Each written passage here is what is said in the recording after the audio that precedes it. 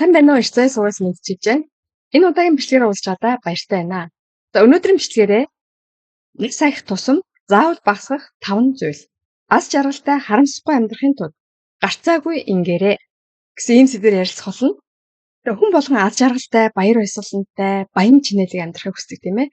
Ялангуяа нас сайх тусам тийм ээ. Сайхан амьдарч сайхан өдлөх юмсан гэж хүн болгон хүсдэг. Тэгвэл энэ бичлэгийг эхнээс нь дуустал үзээрэй. Танд үнэхээр тус болох сайхан зөвлөгөө байгаа шүү. За ингээд эхэлцгээе.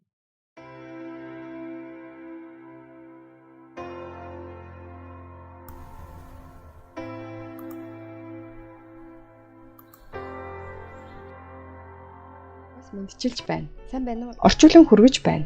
Авах гэхийн ухаанаар хандна уу?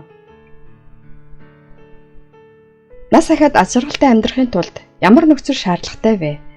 Эрүүл мэнд, эд хөрөнгө нь хүн бүрийн хувьд өөр байж болох ч олон хүний санал нийлдэг нийтлэг зүйл гэж байдаг. Хэрв та өндөр насндаа аз жаргалтай байхыг хүсвэл үүнийг багасгах хэрэгтэй. Өнөөдөр би нас ахт тусам багасгах хэрэгтэй 5-аас 1 зүйлийн талаар ярих болно. Үүнтэй олон хүн санал нийлдэг тул та ч бас өөрийгөө энэхүү зүйлийг сахиж байгаа эсгээд тунгаан бодоорой гэж хүсье. Хэрв та тэтгэврийн насндаа аз жаргалтай амьдрахыг мөрөөддөг бол дуустал нь зэрэг. 5. Шаардлагагүй харилцааг багасгах. Чамтай сэтгэл санаагаар таарч тохирох ганц сайн найзтай байхад л хангалттай. Насаараа ганцаараа амьдарсан гүн ухаантан Шопенгауэр ингэж хэлжээ. Та ч бас үүнтэй санал нийлэх үү? Би багада олон найзтай хүнд их атаархдаг байлаа. Учир нь гэрэл ёслолын ордон эсвэл ажил явдлын үеэр хүндэтгэл үзүүлэхээр очиход хэр хөл хөдөлгөөнтэй байна гэдгээр тухайн хүний зан чанарыг үнэлдэг гэж боддог байсан. Зуршийн тоо бол хүн хоорондын харилцааны дөнгөний хуудас гэж итгэдэг байсан болохоор коридор дүүрэн цэцэг байвал тэгж их атаархдаг байлаа. Тиймээс олон төрлийн харилцаагаа хадгалахын тулд төгсөгчдийн холбоо, янз бүрийн цугларалтуудад нарийн бичгийн дарга, ерөнхийлөгч гэх мэт үүрэг гүйцэтгэж амралтын өдрүүдээр баяр хүргэх, эмээл илэрхийлэх гээд маш завгүй байдаг байлаа. Тэр үед одоогийн шиг банкны шилжүүлэг гэсэн хялбар зүйл байхгүй. Бичлэн оролцох нь түгээмэл байсан бөгөөд жигэн нөхөрл бол урт удаан хугацааг хамтдаа өнгөрөөх явдал гэж итгэдэг байсан тул бид хамтдаа маш их цагийг өнгөрөөдөг байсан цаг. Публикулиус амжилт нь найз нөхдийг бий болгож, бэрхшээл нь найз нөхдийг шалгадаг гэж хэлсэн. Би ч гэсэн амжилтын оргил зогсож үтсэн. Бизнес бүтлгүүтлийн ангал руу ч унж үтсэн. Тэр үед найз нөхдөйгөө холбоо барихад тусламж авах нь бүхэл үл тоогдож улам хэцүү байдалд орсон. Хүнд хэцүү үед хүний жихэн мөн чанар илэрдэг юм байна лээ. Тиймээс би хэрэггүй холбоо харилцаанд их хэмжээний цэвэрлэгээ хийсэн. Эдгээр бүх зүйлийг зоригтойгоор устгасны дараа илүү тайван амгалан болсон. Таны утасны бүртгэл хэдэн найз байдаг вэ? Миний гар утсандаг ихэнх дугаарууд бол өмнө таньдаг төдий хүмүүс байсан ч одоо бол зөвхөн нэрийг л санаж байна. Залуу байхад ч яа гэх вэ? Нас яхуу сонголт хийж анхаарлаа төвдрүүлэх хэрэгтэй болдог. Баяр хүргэх, эмгэл илэрхийлэх арга хэмжээг эрс цөөрүүлж, оролцохгүй байхын оронд эрхэм дотны найзуудаа ердийнхөөсөө 2 дахин ихийг зориулж яагаад болохгүй гэж. Шаардлагагүй харилцаанаас салж, жинхэнэ найз нөхдөд илүү их цаг зарцуулах нь аз жаргалтай өндөр наслах нууц юм аа. 4. Шунлаа багасга. Сайхан би нэг найзтайгаа удаан хугацааны дараа уулзаж өнгөрсөн үеийн сонин сайхнаа хуваалцлаа. Найзын нөхөр тэтгэврт гарсан ч хөдөө орон нутагт гэрээд ажил хийж амралтын өдрүүдээр гэртээ ирдэг гинэ. Савьтрхан нөхөр нь уцтаад их хэмжээний мөнгө хэрэгтэй байна гэхэд нь найз маань нөхөртөө итгээд нэг их эргэлзээгүй мөнгөө шилжүүлжээ. Гэтэл мөнгө шилжүүлснээс хойш хэдхэн өдрийн дараа нөхрөөсөө олон сая төгрөг луурдуусныг нь мэдсэн. Нөхөр нь интернетээр сурталчилсан үн цаасны хөрөнгө оруулалтын компанид мөнгө шилжүүлээд луурдуулжээ. Найз маань ухаантай гэж боддог нөхрөө ямар нэгэн зүйлд ховсдуулсан юм шиг яагаад ийм уруу таталтанд автсныг ойлгохгүй байна гэж ярьж байсан. Ийм зүйл болоход залиулсан хүн төдийгүй, ар гэрийнх нь маш их цочирдоход дамжиггүй. Найз маань тэр явдлаар дамжуулан насан туршдаа чухал сургамж авсан гэж өөрийгөө тайвшруулахыг хараад сэтгэл өвдөж байлаа. Ийм маягаар тэтгэврт гарсны дараа ахуй ашиг хөөцлөхөөс илүүтэй Бага зүйлээ хамгаалах ухаан хэрэгтэй. Хүний шунал хязгаар гэж үгүй. Түгээрч барахгүй дээш харж илүү өндөр газар мөрөөдөж байхдаа өөрийгөө барьж шунлаа дарна гэдэг амаргүй. Тэр тусмаа төвчээргүй сэтгэлээр нэг дор их хэмжээний ашиг олох гэсэн хүсэл нь эцэстээ бүтлгүүдэлд хүргэнэ. Мэдээч хэрэг залуу байхдаа эдгээр эрсдлийг авах нь туршлагын нэг хэсэг байж болох ч хөгшөрсөн хойноо хөрөнгө оруулалтанд алдаа гаргавал эрсдэл нь хэтэрхий их байх бөгөөд үүнийг сэргээхэд хэцүү байж магадгүй юм аа. 3. Нүүрс усыг багасгах. Нас ахих тусам идэх хүсэл ихэвчлэн буурдаг. Тиймээс ахмадууд ихэвчлэн ганц 2 хачир гээд хоолны төрлөнд багасдаг. Хэрв ганцаараа амьдардаг бол энэ хэм маягаар хооллох нь элбэг. Хүүхэд эсвэл гэр бүлийн бусад гишүүдтэй хамт хооллохдоогоо харьцуулахад хачир нь цөөхөн байдаг бөгөөд тэр зүйлээрээ л ходоодоо дүүргдэг. Тиймээс ахмад насуудын байдлыг харуул тэд нийт илчлэгийнхээ ихэнх хувийг нүүрс уснаас авдаг. Нөгөөтэйгүр уургийн хэрэглээ ихэвчлэн хангалтгүй, давсны хэрэглээ их, витамин D зэрэг микроэлементүүд дутагдaltaй байдаг. Хоол тэжээлийн нийгэмлэгээс энэ асуудлыг шийдэхийн тулд 5 хүнсний төрлөөс тэнцвэртэй хооллохыг зөвлөж байна.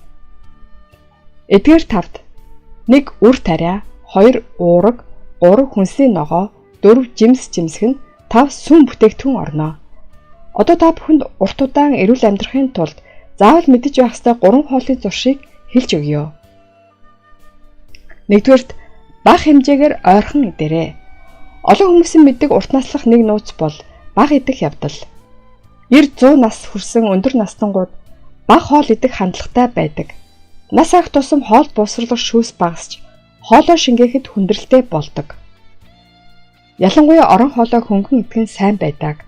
Бие нэгийг хөдлөгдгөө болохоор амархан тархлах, хоол боловсруулах чадвар муудах зэрэг нь нойрогдол төрөгдөг. Өдөрт 3 удаа хооллох гэж хичээхийн оронд өсөх бүртээ бага багаар идэх нь зүйтэй. Гэхдээ бага хоол идэхдээ анхаарах ёстой зүйл бол нийт илчлэгийг бууруулсан ч 5 чухал шимт хичээлийн аль нэг нь дутмаг байж болохгүй. 2-р уурга хангалттай хэмжээгээр авах нь чухал. Бидний бие хөшрөхийн хэрээр уурга нийлэгжүүлэх чадвар нь буурдаг. Ингэснээр уургийн хэрэгцээ илүү чухал болж хэрэг уурга хангалттай хэмжээгээр авахгүй бол булчингийн алдагдал болох саркопени үүсч болно. Булчин сулрах нь биеийн хөдөлгөөнд нөлөөлөхгүй ч чихрийн шижин, зүрх судасны өвчин, хорт хавдар үүсэх прогнозтой холбоотой байдаг тул боломжтой байгаарай. 3-р эмийг багасгах хэрэгтэй. Нас ахих тусам биеийн энд тэнд өвдөж эмтээ илүү хамааралтай болох хандлагатай байдаг.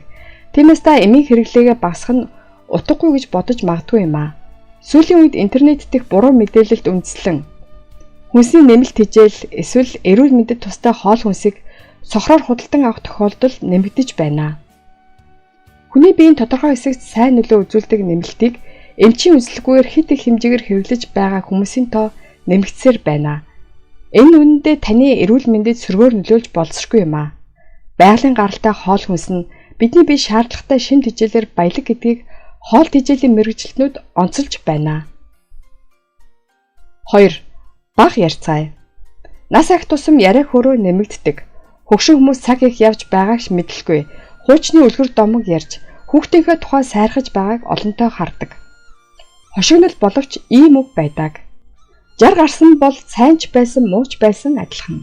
70 гарсан бол эд хөрөнгөтэйч байсан, эд зүйлгүй байсан ч адилхан. 80 гарсан бол амьд байсан ч, ууланд байсан ч адилхан. Асрамжийн газарт хүмүүс хэнд хамгийн сайн ханддгийг мэдхүү. Их мөнгөтэй эсвэл мундаг албан тушаалтай байсан хүн бишээ. Гэр бүлийнхэн зочлохтой их хамттай хоол авчирдаг хүн хамгийн лагна гэж ярьдаг. Нас ахих тусам амаа хааж чихээ нээх гэдэг үг байдаг шиг үгээ нандин гамнах хэрэгтэй. Туршлага мэдлэг олж авснаар аль нь алдаа, аль нь туршилт, аль нь товчлсон зам болохыг ойлгоход хялбар болдог.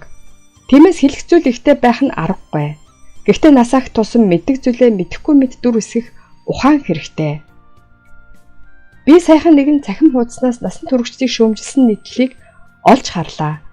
Өсвөр насныхан өнөө үед олон янзын асуудал үүсгэж байгаа ч үнэн хэрэгтээ том хүн шиг том хүн байхгүй байгаа учраас асуудал гарч байна хэмээн насан туршидыг шүүмжилсэн нийтлэл уншлаа. Та бүхэнд тэр залуугийн нийтлэлийг танилцуулъя.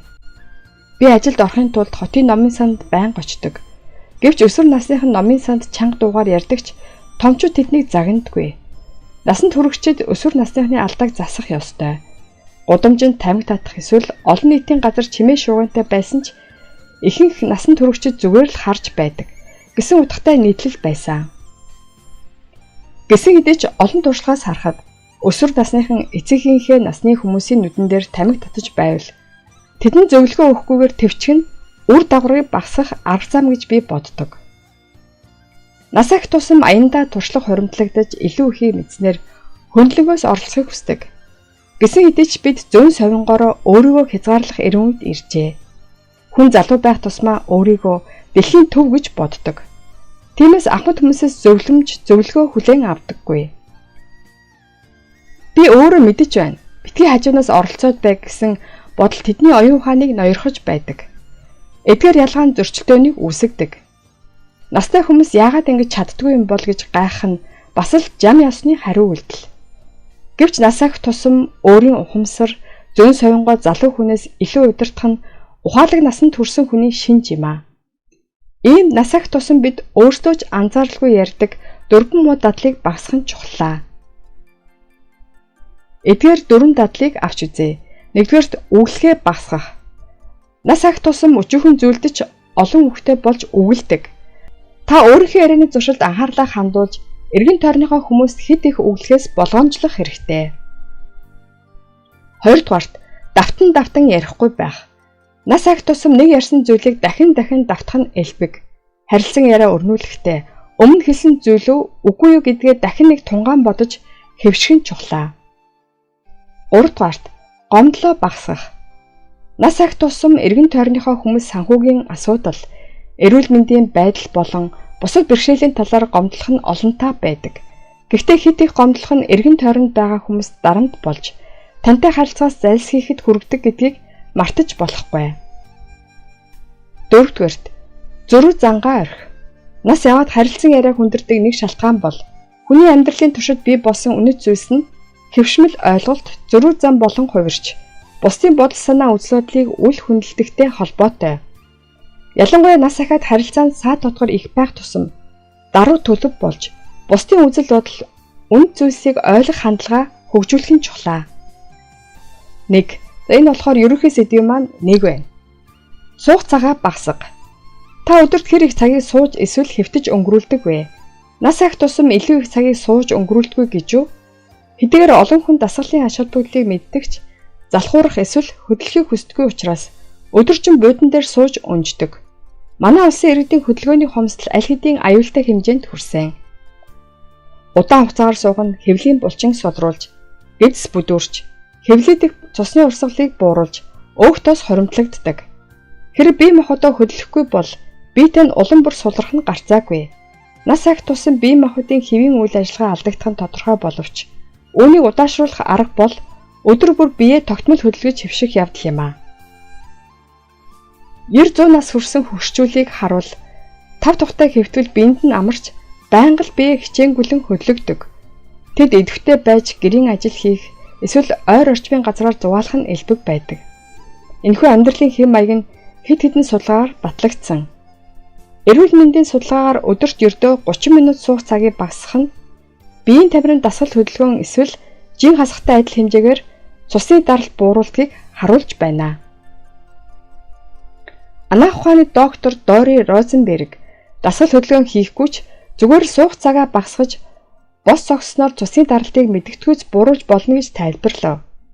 Ялангуяа архаг өвчнөөр шаналж байгаа бие махбодын үйл ажиллагаанд суларсан өндөр настай хүмүүст биеийн тамирын дасгал хөдөлгөөнийг нэмэгдүүлэхээс илүү бага суух нь хамаагүй хялбар байдаг гэж тэрээр нэмж хэлвэ. Судалгааны багийн мэдээлснээр өндөр настай хүмүүс сэрүүн байх цагийнхаа 65-аас 80% сууж өнгөрүүлдэг байна. Ийм амьдралын хэм маяг нь зүрхний өвчин, чихрийн шижин зэрэг янз бүрийн өвчнөд хүргэдэг. Доктор Розенберг суух цагаа багасгах нь цусны урсгалыг сайжруулж, эрүүл мэндэд олон ашиг тустай гэж хэлсэн. Одоогоор тодорхой хугацаанд тогтоогдоогүй байгаа ч бие махбодын үйл ажиллагаа сул, хөдөлгөөний